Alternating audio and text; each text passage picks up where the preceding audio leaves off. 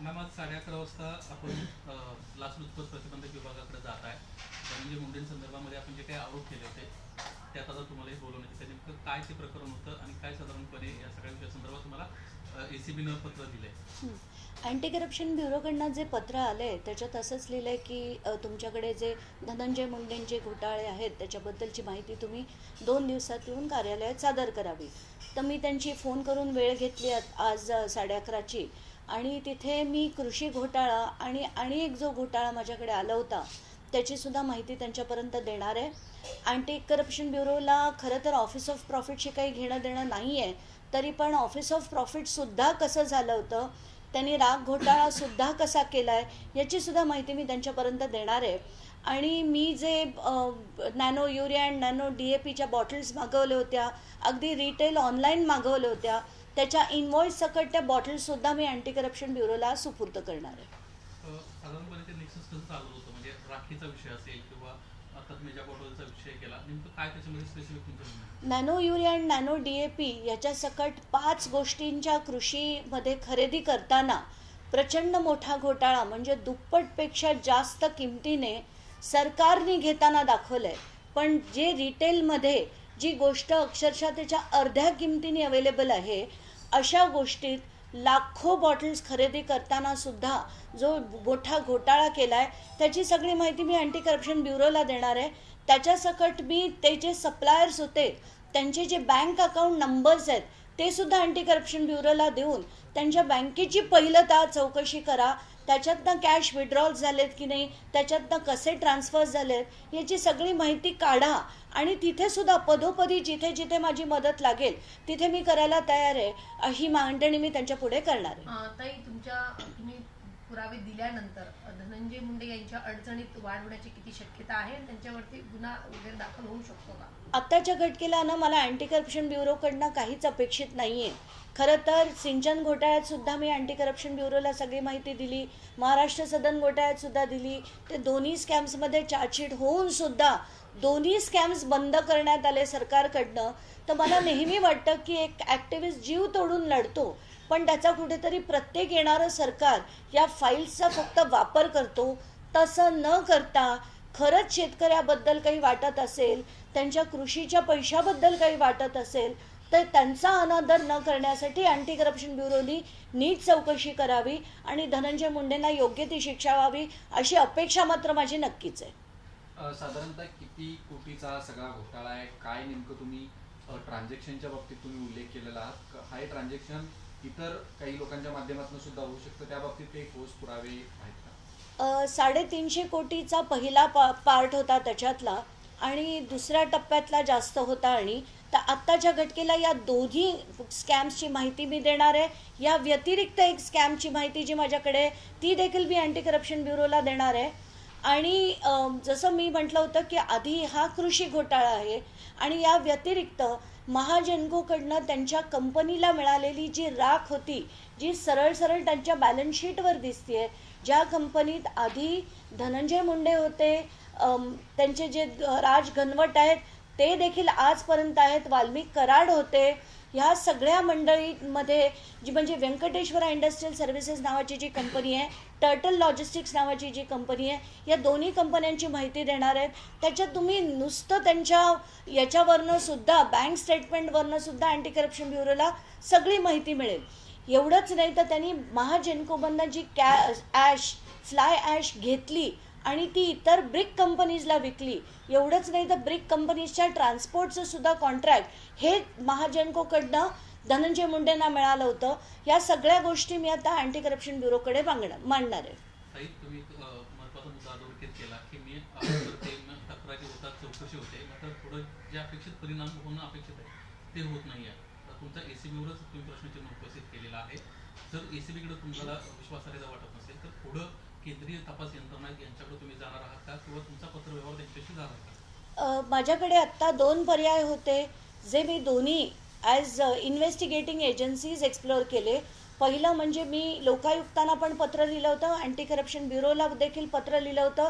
तर दोन्ही ठिकाणून म्हणजे आता लोकायुक्तांकडनं माझं 16 तारखेला हिअरिंग आहे आणि ते मला जास्त महत्त्वाचं वाटतं आहे, कारण त्या हिअरिंगला मुख्य सचिव महाराष्ट्र शासन कृषी सचिव आणि DG पोलिसांचे म्हणजे महाराष्ट्र पोलीसचे DG या तिघांनाही लोकायुक्तांनी आमंत्रण दिलं आहे.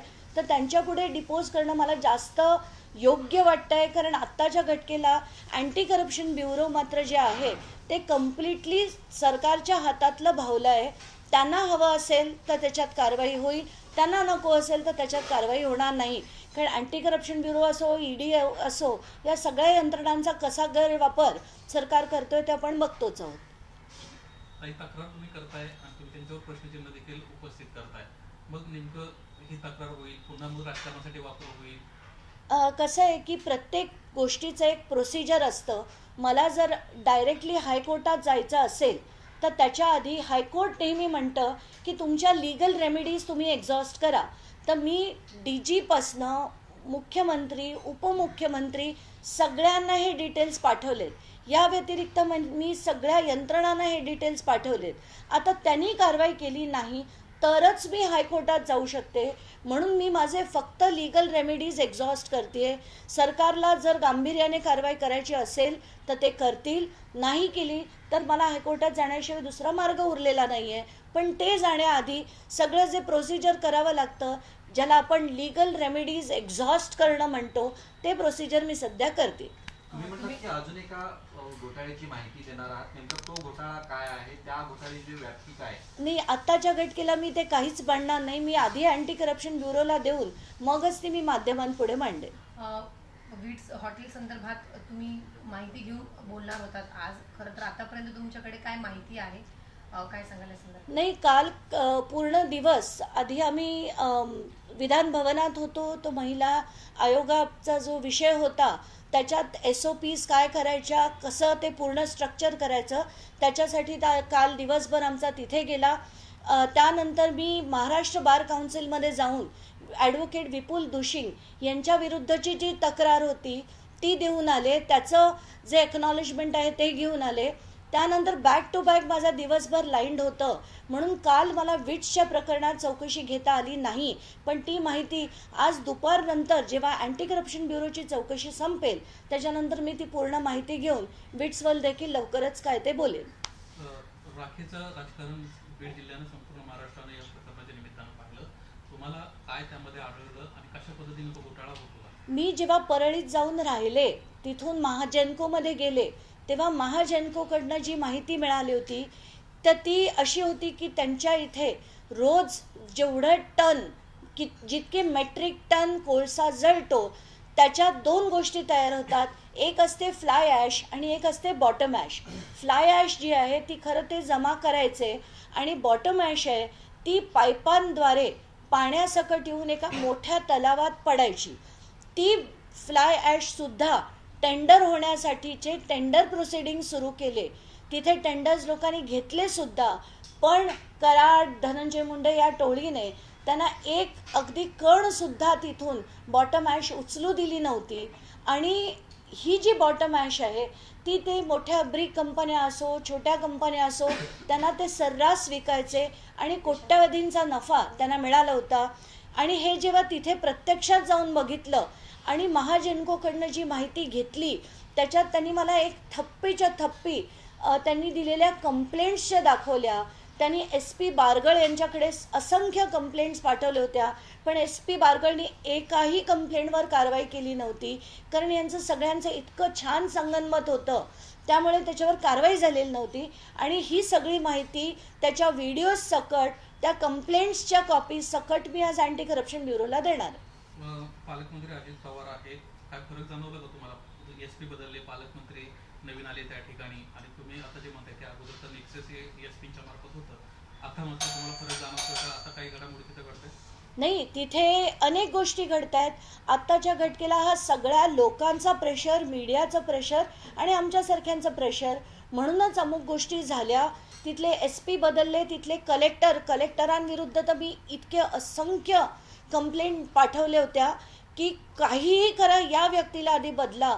कारण 13 वर्ष हे व्यक्ती बीडमध्येच होते आणि त्यांचं सगळ्यांची जी एक पूर्ण अशी नेक्सस जे तयार झालं होतं त्याच्याचमुळे बीडमध्ये काही नीट चालत नव्हतं, कारण यंत्रणांचा गैरवापर कसा करायचा हा धनंजय मुंडेंना व्यवस्थित माहिती होता. म्हणून SP बदलले, कलेक्टर बदलले. एवढंच नाही तर 600 पोलीस ऑफिसर यांची बदली करण्याचं अति उत्कृष्ट काम तिथल्या SP नवनीत कावत यांनी केलं. त्याबद्दल त्यांचे खरंच आभार. त्यांनी तिथे 5-5 वर्षापेक्षा जास्त एका ठिकाणी असणाऱ्या प्रत्येक पोलीस ऑफिसरची तिथून बदली केली आणि चांगल्या पोलीस ऑफिसर्सना अमुक ठिकाणी आणून ठेवलं. त्याबद्दल खरंच त्यांचा आदर.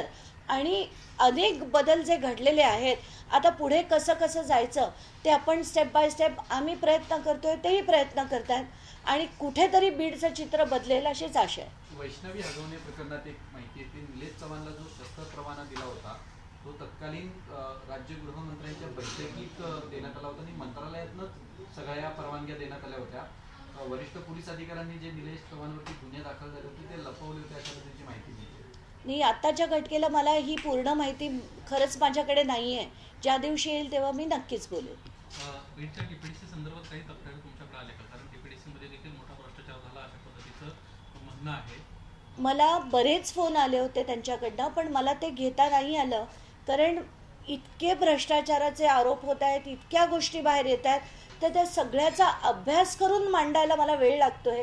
त्यामुळे आत्ताच्या घटकेला त्याची माहिती देखील माझ्याकडे नाही. काही एक मागणी समोर आली, वाल्मिक कराडांची संपत्ती जप्त करण्यात यावी. तुमची या सगळ्या संदर्भात काय भूमिका आहे किंवा तुम्ही काही पत्रव्यवहार केलाय? 28 डिसेंबरलाच मुख्यमंत्र्यांकडनं हे आदेश दिले गेले होते, म्हणजे 5-6 महिन्यापूर्वी, की सगळ्या आरोपींची संपत्ती जप्त करण्यात यावी. यानंतर जेव्हा वाल्मिक कराडला 31 डिसेंबरला अटक झाली तेव्हा सुद्धा CMचे ऑर्डर्स होते की वाल्मिक कराड यांची पण संपत्ती जप्त करण्यात यावी. आत्ताच्या घटकेला ते करत असतील तर आनंदच आहे. 6 महिने संपत्ती जप्त करायला तर किती महिने ते आरोप पूर्ण सिद्ध व्हायला आणि त्याच्यानंतर त्यांच्यावर कारवाई व्हायला. आनंद आहे. बघू आपण पुढे काय होतं, पण लढा मात्र चालूच राहणार आहे. पाठीशी घातलं जात आहे मोठ्याच्या मोठ्या प्रमाणावर. एवढंच नाही, मी जे 10 जणांची नावं दिली होती, ते शिवलिंग मोराळे असो, ते बाकीचे लोक असो, त्या सगळ्यांवर आज तगाय त्यांचे नाव मोबाईल जप्त झाले. आणि ज्या लोकांनी कराडला बाहेर राहण्यात पळण्यात मदत केली होती ती सगळी आत्ताच्या घटकेला वैष्णवीमध्ये अटक झाली आहे. पण ह्या केसमध्ये जेव्हा कराडला अटक झाली तेव्हा यांच्यापैकी कोणालाही अटक केली गेलेली नाही, कारण त्यांना डायरेक्शन्स देणारे धनंजय मुंडे होते. त्यांचे जर व्हॉट्सॲप, त्यांचे मोबाईल जप्त झाले तरी व्हॉट्सॲप चॅट थेट धनंजय मुंडेंपर्यंत जाईल, म्हणून त्यांना कोणालाही अटक आजपर्यंत झालेली नाही आहे. ते मी धनंजय देशमुखना तेच सांगितलं आहे, पुण्याचं उदाहरण देऊन सांगा की तिथे त्या लोकांना अटक झाली पण इथे मात्र अटक झालेली नाही आहे. तर या गोष्टी झाल्या पाहिजेत. तर थेट हे हात मी किंवा कृषी घोटाळा मांडण्याची सुद्धा गरज नाही. कराडची आणि यांची सगळ्यांची इन्व्हॉल्वमेंट किती होती या थेट गोष्टी व्हॉट्सॲप चॅटमधूनच त्यांच्या समोर येतील. त्यातला एक आरोपी जो आहे तो अद्याप पकडलेलाच नाहीये. इकडं नेपाळच्या बॉर्डरवरून निलेश चव्हाणला उचलून घेऊन आले, दुसरीकडं 6-7 महिने आता उलटत आले. त्यातला जो एक आरोपी आहे कृष्णा आंधळे, अजूनपर्यंत त्याला अटक झालेली नाही आहे. तो आहे की नाही असे देखील प्रश्न विचारले गेले. खरंच कळत नाही आहे की एखादा माणूस 6-6 महिने कसा गायब राहू शकतो आणि त्याचा कुठल्याही प्रकारचा सुगावा कोणाला लागू नये. धक्कादायक आहे. पण जसं मी म्हटलं की हे सगळ्यांचे सगळे लागेबांधे हे थेट धनंजय मुंडेपर्यंत जातील, पण सरकारला त्यांना वाचवायचं आहे की काय असाच प्रश्न पडतोय.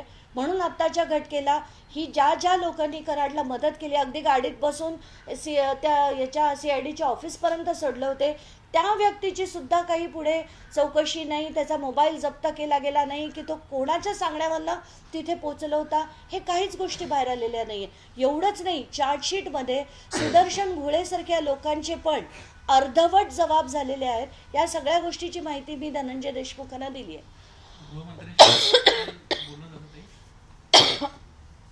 नाही, या विषयावर अनेकदा मी मेसेजेस पाठवले, त्यांचंही उत्तर आलं की action will be taken, it will be taken immediately, पण पुढे काही होताना दिसत नाही. धन्यवाद. वाल्मिक कराड यांनी जामिनासाठी पुन्हा अर्ज केला आणि त्यांनी असं म्हटलं की मी मुख्य आरोपी की नाही आणि माझा या संपूर्ण घटनेशी संबंध आहे? आता या सगळ्या गोष्टी होत राहणार आहेत, त्यांचे अर्ज येत राहणार आहेत, हळूहळू केसला डायल्यूट केलं जाणार आहे आणि त्यांना मकोकातनं बाहेर काढण्यासाठी कदाचित हा प्रयत्नसुद्धा असेल. कदाचित उद्या उठून वाल्मिक कराड बाहेरसुद्धा येतील, आल्यावर भाजपत सुद्धा प्रवेश करतील, कुठे जातील, काय हे राजकारण करतील, काही भरोसा नाही आहे. आपण आपलं लढण्याचं काम करणार आहेत. धनंजय देशमुखसुद्धा लढण्याचं काम नक्कीच करतील आणि त्यांच्याबरोबर त्यांना साथ द्यायला मी शेवटपर्यंत राहीन, एवढंच मला त्यांना सांगायचं. थँक्यू.